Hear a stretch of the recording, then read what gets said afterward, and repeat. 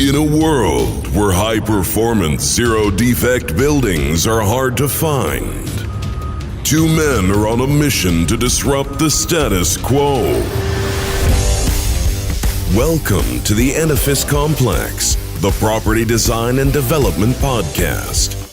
Let your hosts Adam Muggleton and Robert Bean keep you up with who is innovating and doing great work, perspective on the adjacent possible, and challenges to the status quo.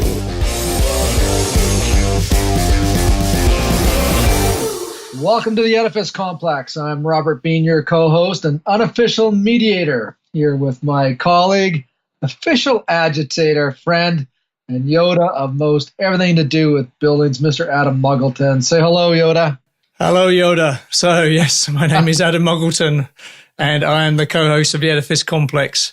And I am most definitely an agitator against the status quo, possibly an angry old man. We will have to see over the course of events, right? So the purpose of this first episode. So everyone, welcome if you're listening. And this is episode number 001. Robert and I have started this podcast because we are both of a certain age, which shall remain nameless. Yeah, we're not going to share that. We're not going to share that. But we're enthusiastic about the future. We like innovation, we like technology, but we are also both very frustrated with the standard and state of property development, design and construction. And we want to try and make a difference about that. So we've started a podcast to try and find people and highlight good people, good work, good innovation, and try and describe a direction where things are going. Right. That's what we're trying to do. And this episode is where I will interview Robert and Robert will interview me very briefly so you can get a handle on our worldviews, our philosophies, and the various levels of dysfunction going on in our heads, or mine mostly. So I will start and interview Robert. So I have known Robert. I first met Robert maybe 10 years ago when I was doing a CPD course, and I had to do a training course to get a certain number of hours. And he was teaching, I think it was heating system design or cooling system design. I went in and he spoke about radiant heating, which to some of my peers when I was living in Toronto was new technology. But Robert, like myself, realized it was a 2,000-year-old technology. So from that moment on, I bonded. Well, you were the only person in the room that knew anything about valve authority and knew about Robert Petitjean. Yeah, exactly. That's why right away we had something in common. So let's get to the bottom of who is Robert. So, Robert, how would you describe your job? I get asked that question a lot, Adam, and I still struggle with it. I don't see myself as having a job. I have made a career out of following the relationships between the health sciences and the building sciences and manufacturing, product design, indoor environmental ergonomics.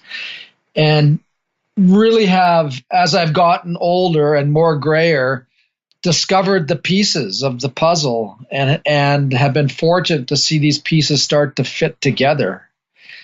And so this career of mine has been a witness to some fabulous architecture that goes around the world and been able to meet some of the people that were involved in those designs and in those constructions. But at the same time, while you're building this puzzle that you're really starting to understand, you see all of the frustrations that exist, which doesn't have to happen. And you and I have talked about this a lot, right? And part of it has to do, and I've written about this a lot. In fact, I'm going to be talking about this on more of my lectures about the difference between integrated design and segregated design. And the status quo, and you and I, one of the DNAs of this podcast is to take on the status quo. And the status quo is notorious for segregated design. It keeps people in silos and it prevents the design professionals from having really meaningful conversations amongst themselves so that they can discuss solutions that benefit the owner and the owner's project. But what happens with segregated design is that people then become more internally focused on what's good for them rather than what's good for the project.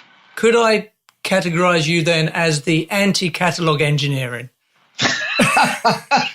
Anti the guy who just stomps a rooftop unit out of a catalog on a roof and goes, that is awesome, I'm an engineer, good night. Yeah, I'm not that guy. I'm not the rooftop guy. Good. Not at all. And and it's funny, Adam, because when I started to study, human physiology and human psychology as it relates to the indoor environments, and started to realize that the body already provides all the direction we need as architects and engineers, interior designers, property developers. The body provides guidance on how we should make architecture. It does it, and it does it elegantly. And a rooftop unit is not elegant. There's nowhere on the human body that you would slap. You wouldn't put on your head a rooftop unit. It looks ugly. It doesn't function well. It makes noise. So using the human body's own elegance and both its sophistication and simplicity to design buildings. And we look at organs, for example, the heart and the lungs being sort of the respiratory system of the building. And the distribution of blood flow, to me, is no different than having PEX pipe in a radiant system. You're moving heat from one place to another. The body does that. There's no batteries, there's no instruction manual. As long as you stay healthy, your HVAC systems, your lighting systems, your electrical systems, your control systems in your body work beautifully. And it wasn't until I started to study that I realized that there's a relationship, between architecture, interior design, and engineering with the human body, and then bringing all of that together. So you're right. I am the anti-status quo engineer from that perspective. So yeah, basically you're about holistic design and designing sort of biomimicry is not the right word here, but it's about designing for the end user, right? Not just not getting sued and getting the oversized piece of equipment on the roof so I can just move on to the next job. Yeah, that's just, and we talk about that, right? I mean, how sad that is for clients because, when someone retains a design team to build a building for them, and even let's just say maybe it's speculative building or maybe it's their own building, there's a commitment, a financial commitment to that structure, but there's also a financial or a commitment to the occupants that are going to be in that building. And so how long is that building going to last? Pick a number, 50 years, 100 years. So you're going to have 100 years of populations moving through that building over time. And you can either have no care for those people, in which case you build the cheapest building that you possibly can. You have no concern for energy, so it's inefficient. You have no concern for lighting, sound, thermal comfort. It's a piece of crap, right? And so you build a piece of crap for 100 years. And so for 100 years, people get to experience your crappy building. That's a completely different experience than when the owner takes on responsibility for the occupants in that space in terms of their ability to learn, their ability to be productive, their ability to share what they've experienced in that space with the people in their lives, which means that if I'm working in a really great building, where I can focus on the tasks at hand, do it with the utmost accuracy because the environment allows me to focus, and then go back to my house, which might not have the same characteristics, then I begin to hate my house. And then I start to look for a new house. And depending on where I am in my evolution as a person, it's different than when you're 20 versus when you're 40 or you're building your last house, say your retirement home when you're 50 or 60. And I know from our own practices that when people are building their last house, their retirement home, they're looking for all of the same things that we find in really good commercial spaces. They're quiet. They've got great indoor air quality. The thermal comfort is wonderful. There's no maintenance or very low maintenance involved. And so those character traits that they've experienced in good buildings, they can now understand what that is, and they can apply it when they start shopping for a new home. Okay, so here's a question. Why is it the way it is? Why are engineers and technicians not producing these buildings that really work? I take it down to illiteracy. They're illiterate. and that has some connotations, that word, illiterate, doesn't it? Yeah, it's a hard word. It's a hard word. There's a literacy because of poverty.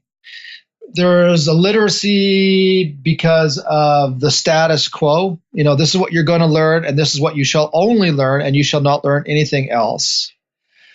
And then there's a literacy because you've chosen to remain ignorant. It's I don't need to learn that stuff. It's not my ballywick. It's somebody else's responsibility. And I think illiteracy is rampant in the world of engineering and architecture and interior design. And one of the things that to get out of that is that we have to make people literate. We have to educate them on all of these pieces of the puzzles that fit together. And when you look at some really good buildings like the Manitoba Hydro building or the research building in Boulder, Colorado, or the Bullitt building in Seattle, or some of the buildings that you've worked on in the United Arab Emirates, they had people on the design teams that were not illiterate. They were very literate. They were well educated. They understood how things fit together. And most of those buildings put the person at the center of the design process. So, for example, in the Manitoba Hydro building, that building was owned by Manitoba Hydro. And so that became their headquarters. That was their building. And so they knew that this wasn't a leased building. This was their building. This was their people. Productivity was important for them. Learning was important for them. So the design teams that were on that structure were all literate. They were all educated about human physiology, human psychology. What does it mean to have different colors, different shapes, the ergonomics? What does it mean to be sustainable in your construction decision-making process? All of these things came together. And because of these literate people, these educated, well-voiced people, they got a good building. And I think illiteracy is the reason why we have these flawed structures. Yeah, I think it's a lack of information or literacy on the part of the owners and occupiers and the engineers. People don't know what to ask for or what good or not good looks like until they're in there and it's uncomfortable, right? So there is a literacy there. But what I'm hearing is it's almost an argument for meta-learning, right? So you graduate from university with your engineering degree or your diploma, you feel good, mum's proud of you, you move into a job, you start getting ground down. But there is a responsibility, which is the individual's responsibility, to learn and relearn and learn and relearn, right? Yeah. And I think in many ways, your career is the epitome of that. I mean, what you've come through, Adam, and maybe like let's talk about what you've come through, where you got started and what you learned over your years as a property developer and then working in as an engineer and now working around the globe on these particular projects. Like, share with our listeners your story, because I think it's really important that they hear it.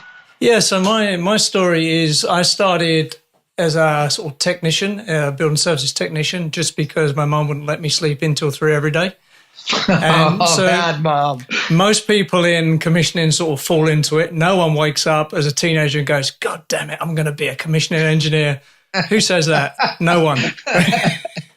But luck and fate is a funny thing, right? So I wound up in an interesting job that challenged me, and it was something you could train in, and I did it. And it was great, and I really enjoyed it. I then took a turn when I was older into property development because I did a master's in project management. And when I was working in the UK at that point, to be a property developer, you had to be a chartered surveyor, and the master's degree was a way of getting that. And that was interesting because by the time I went into property development as a development manager, I'd had sort of 20 years in the commissioning and engineering realm. And I thought I knew a little bit about buildings and how they were done. And when you become a property developer and you're in charge of the money, I think I had 7 years as a property developer, and the word commissioning left my lips maybe twice in 7 years. Because you worry about things like the cost of steel, the cost of concrete, how many elevators can I get out this building and improve the net to gross ratio and the efficiency and the lettable space. It's all about the money, right? Now, does that mean property developers are evil? No, it doesn't. What it means is they are profit maximizing rational beings. The way most economists think all of us are, but then you've got the human factor in there that's not really catered for, right? So, what I came to understand was that property developers, when they lease you a building, they don't lease you a building. In their mind, you have committed to give them a certain amount of money in so many payments. That is the mindset you're dealing with. Cash flow. Yeah, it's a cash thing. Now, it doesn't mean they're trying to give you bad buildings, but there's an economic equation there, right? So I am personally, my personal philosophy is I'm libertarian. I'm super left on some things, super right on others. But the one thing I think the government can do well that will make a big influence is legislate for building code, legislate for greener buildings, because developers are not going to do it on their own. And owners and occupiers don't really know what to ask for because it's a sophisticated, highly technical landscape, right? You're absolutely right. I mean, one of the sayings I have is that minimums in code become maximum in practice. Yes, absolutely right. The floor becomes the ceiling, right? Right, exactly. The floor becomes the ceiling. And you're right. So when you say until governments get involved, we will always see the floor as the maximum rather than raising the ceiling. So anyways, I didn't mean to interrupt anything because you were on a roll, but that's what happens, right? Yeah, absolutely. I'm all over the place here like a mad woman, but it's the thing that drives you, right? Because it was a revelation for me. Having been in the engineering realm for 20 years, I thought, I've got this thing nailed, right? And you get there and everything you thought you knew was important is super unimportant. So unimportant. I spent the first year there thinking, I must be the dumbest guy in this office. I'm not even sure I'm going to make it. And it was, to be fair, they took pity on me and sort of knocked me down and built me back up again in the right way in their eyes. And you come out of it with a very, very different view of things. So whilst I have a lot of sympathy for the engineering challenges and, you get the architect saying, I want this facade, and the developers going, get rid of one of these elevators. I need more floor space. I understand that, but I also understand the engineering side of that as well, right? So there is always a trade-off. The problem, I think, is the engineers are low on the food chain. Let's be honest, right? Yeah. And when they start squealing, which is normally too late in the process, they're not getting what they need. There has to be a way to elevate engineering up the food chain in the design process. And this is where the integrated design process comes in, right? That totally is agree. I have my love-hate relationship with LEED, but one of the great things about it is the way it promotes the integrated design process. So I'm all in on that.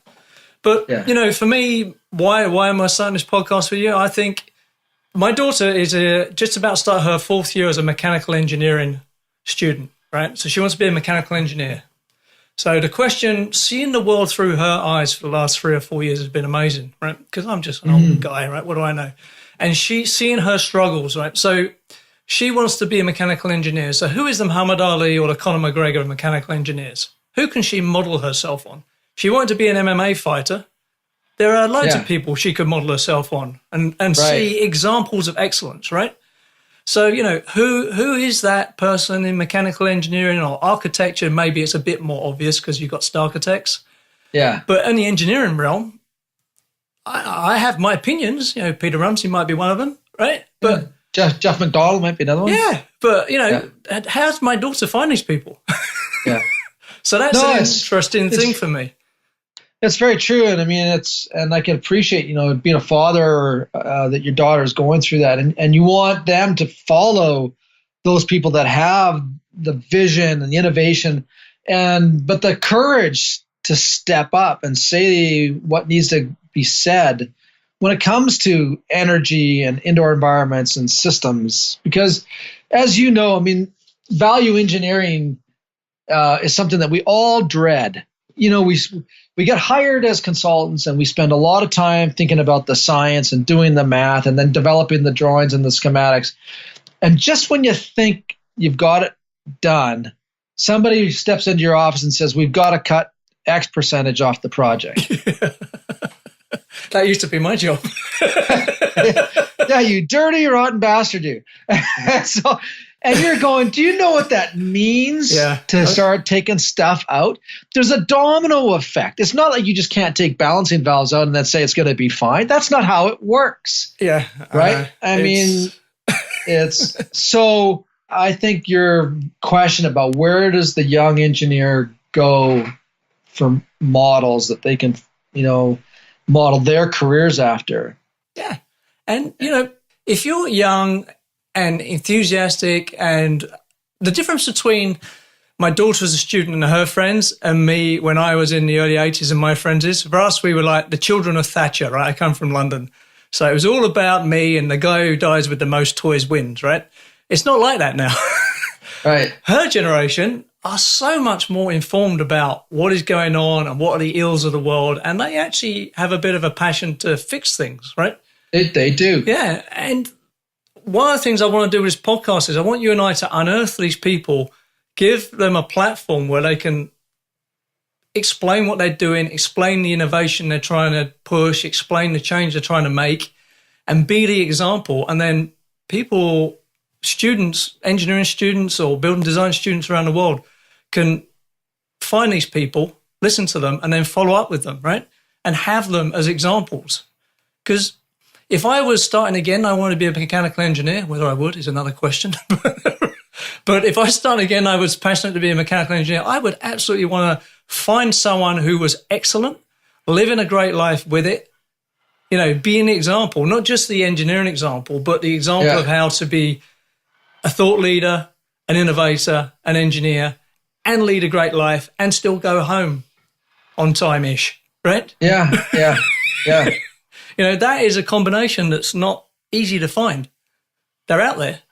No, and I think engineering, the world of engineering and engineering technology, those are noble professions. They make a difference.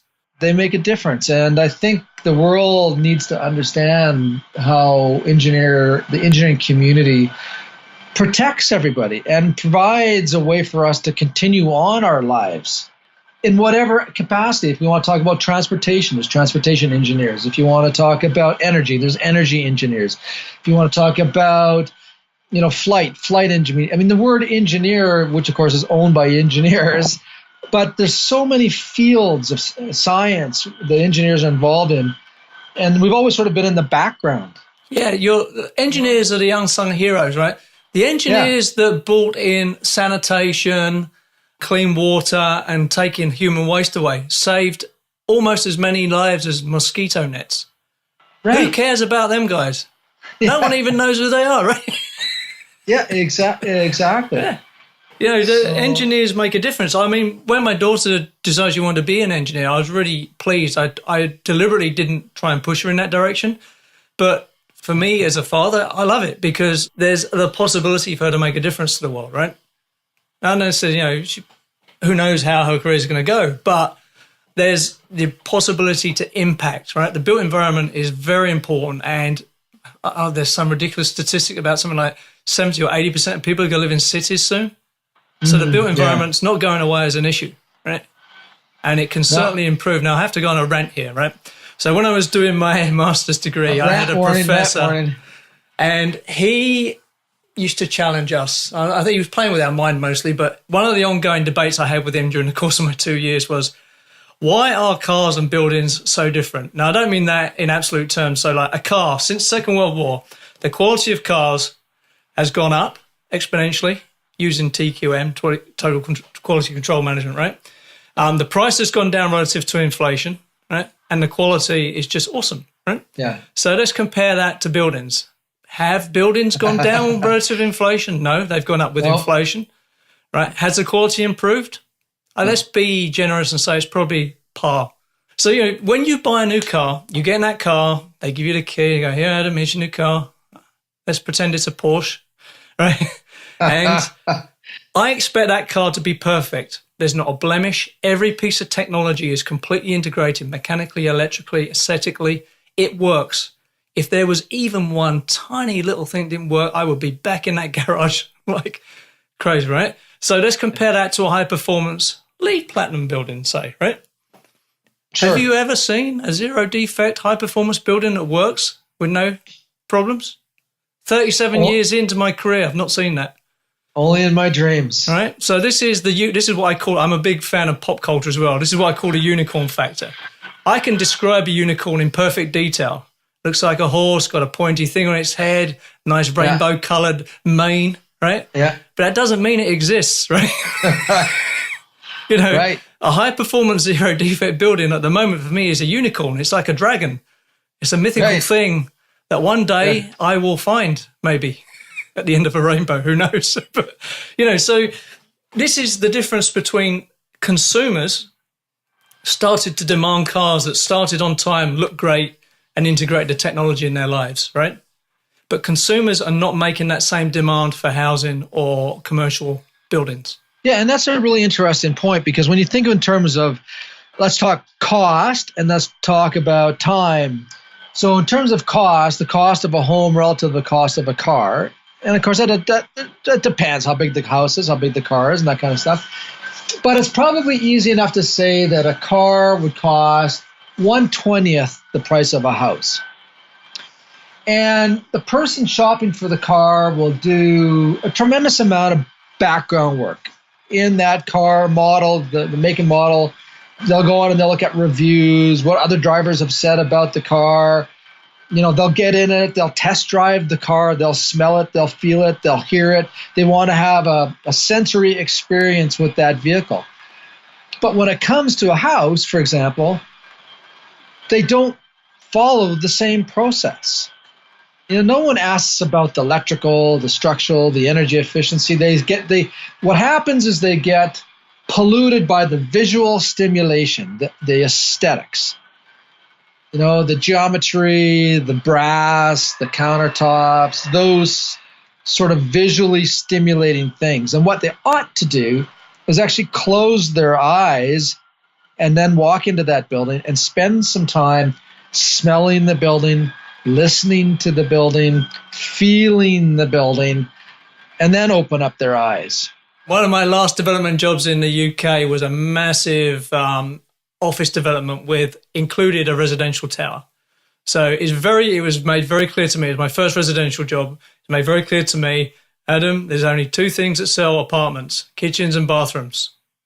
Everything else can be dog shit, quite frankly, right? And with office space, it's common spaces in the lobby and the public realm. Floor space, as long as it's efficient from a square footage point of view, square meter point of view, no one cares. Right? So services in that building, really, no one cares. So every office building we did in London was either 4-pipe fan coil unit or chilled beam, because that's what the market expected, right? So it's very hard to break. There's a lot of path dependency in buildings, right?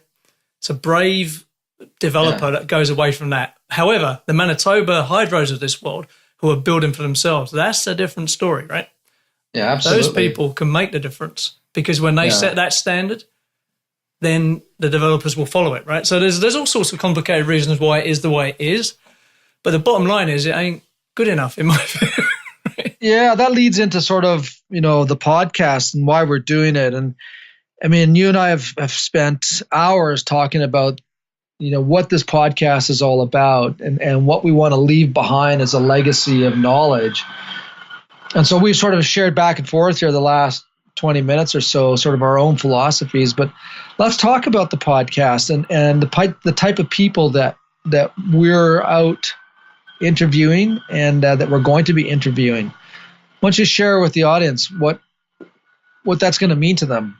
Yeah, so what we're trying to do, one thing to make clear is we're trying to create evergreen content here. So this content will be up there for as long as we can keep it up there, hopefully years and years, and it hopefully will be relevant if you listen to it tomorrow or the next year or the year after, right?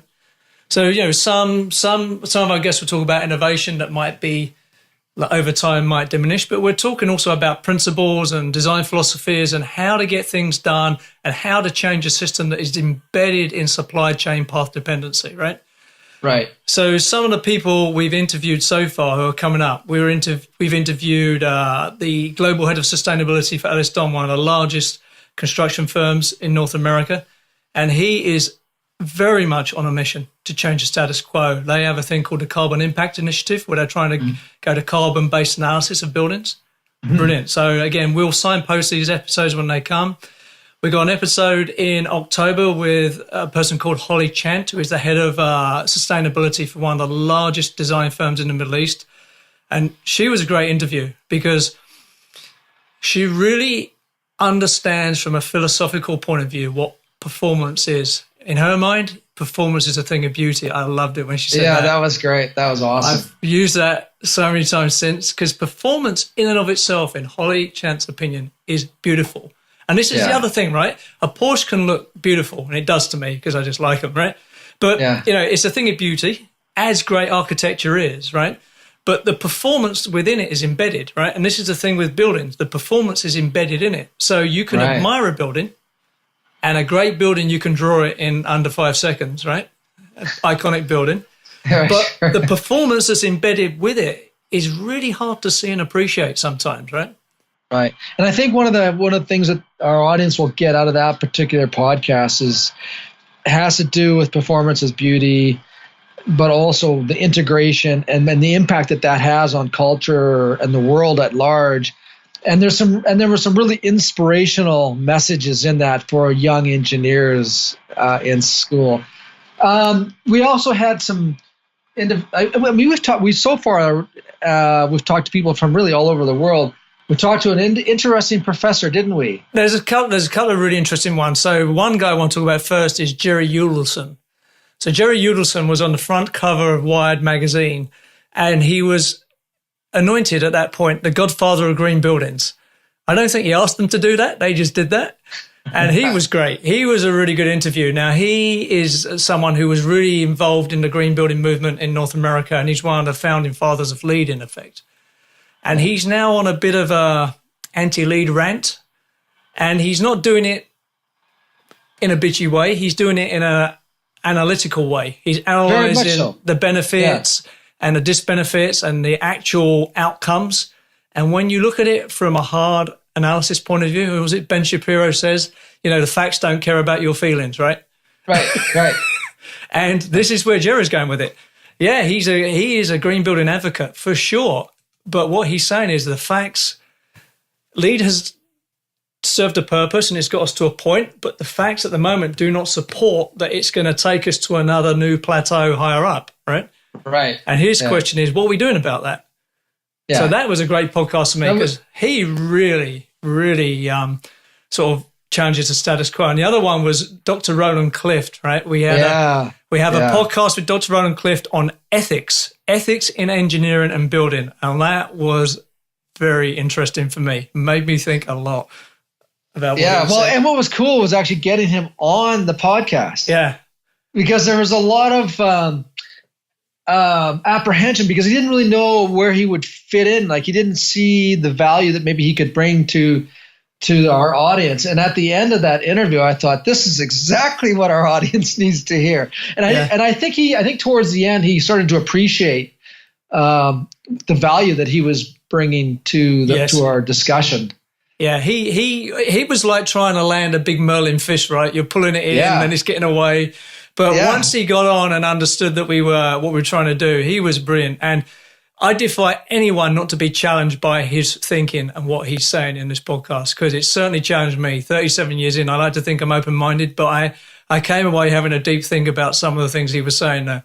Very interesting. And the other person who I really enjoyed interviewing was Peter Simmons, who was a designer of Bangkok Airport. So for people who don't know, Bangkok International Airport is a big international airport, aren't they all? But it is in a tropical climate, heavily tropical climate, and it has radiant cooling system. So kudos to the man who was brave enough to give that a green light, and kudos to the man who designed it. And we interviewed the man who designed it, and it was awesome. And then we had, and I really love these interviews that we've had with a couple of young, recent graduates from universities. One who's now working with Living Building Program, the Delos Group, and another one who's a professor at the University of Texas. And both young minds, enthusiastic, passionate, open to all possibilities. Like they haven't been tainted. They haven't been beaten down by the system yet, right? That's right. The status quo has not sucked them up and ground them down into pulp. They were also great talking to them because they really talked about possibilities and the potential and where things can go and what could be possible. I was also really motivated by those two lectures. So to wrap things up a bit, what we're trying to do here is create evergreen content that is useful for anyone who wants to listen to it. We're trying to find people, young, old, and in between, who are challenging the status quo, and not just pure engineering, from a design perspective, architectural perspective, a procurement perspective, construction, technology, and ethics. Yeah. Ethics was the most awesome one out there. Yeah. Yeah, absolutely. Yeah. So, and the other thing, as a call to action to people who are listening, and as people sort of start to listen to podcasts, we are looking for interesting people to interview. We're going to post one interview a month. So there's going to be one episode every month on the 15th of every month. And we are going to be hopefully doing this for many years. And we are constantly looking for interesting people to interview. Now, let's clarify what I mean by interesting. I don't want someone to get on our podcast and read me their resume. At that point, I think I will shoot myself before I cut off the mic. Right? What we're looking for are people who are working at the bleeding edge of something, or trying to change a really embedded, path-dependent something, or know of a great project that is a great example of great work, but it's just not known, right? I worked on a job in Armenia, which was cutting edge. No one knows about it. I might have to do my own podcast one day. I have to interview myself. I'll interview for it. Yeah. So, there are jobs out there. And again, this is not, to be clear, this is not a North America thing. So I'm a British guy who's a Canadian citizen with American kids, and I travel and work. I've traveled and worked in 20 countries so far. I don't even know what I am anymore, right? I'm not interested in things being, this is American, the Brits are great. Not interested in that. I'm only interested in excellence. Yeah. I'm interested in finding people who can and are willing to try and design the Porsche of buildings. And that doesn't mean they have to be expensive. Why can't affordable housing be built to a high standard? Absolutely. Yeah. But it's all about principles, right? The people that we've talked to so far and the people that we're currently courting, the discussions that we have are all principle based. Those principles will last the test of time. So we're definitely not looking for people who are on a fad program. We're looking for people who have long-term visions about how things ought to be. And we've found them so far, and we're going to continue to find those people because that's our mission. Absolutely. Your job and my job is to find these individuals. And if people are listening to this now know of those people and they can help us find them, then we want to share that story, their story, with the world. Yeah. We're not interested in credit. Full credit when anyone brings it up. We just want to get good people out there and introduce them to the world and give them a platform to strut their stuff. So the first episode is going to be dropped on the 15th of September. And there are going to be 2 episodes. There's going to be this episode where Robert and I hopefully introduce ourselves to you in a way that's vaguely coherent and not off-putting. And then we're going to have episode number 2 immediately drop with it, which is an interview with Nicholas Clements, PhD. So he's one of the young, enthusiastic, clever people we interviewed, and he works with the World Building Institute. So that's an interesting podcast. So I hope you enjoy it, and we will get better at interviewing, I promise you, and sound, audio engineering and everything as we go along. So please bear with us as we hopefully become more and more professional at this. Robert, you got anything you want to wrap up with? I just say this is, it's a great journey. I'm really glad to be sharing this journey with you, Adam. Together, the both of us have a lot to bring to the world of architecture, engineering, interior design, property development. And I think as we travel on this journey, we're going to learn a lot of cool stuff. And we're going to learn there's people out there that have that key that needs to be inserted into the lock to open up the doors that's necessary for us to move forward. We'll find them. Okay, everyone. So that's it. So just one more thing to say. If you think you can hear a power drill occasionally, you can. We just had to get this done. And, we're not trying to be the BBC here. We're just trying to get content out, and we will get better. So absolutely, bear with us, okay? So I hope you enjoy it, everyone, and we will see you every month. You've been listening to the Edifice Complex podcast with Adam Muggleton and Robert Bean. To access show notes for this episode, visit edificecomplexpodcast.com. If you have enjoyed this podcast, please leave us a review on iTunes. See you next time.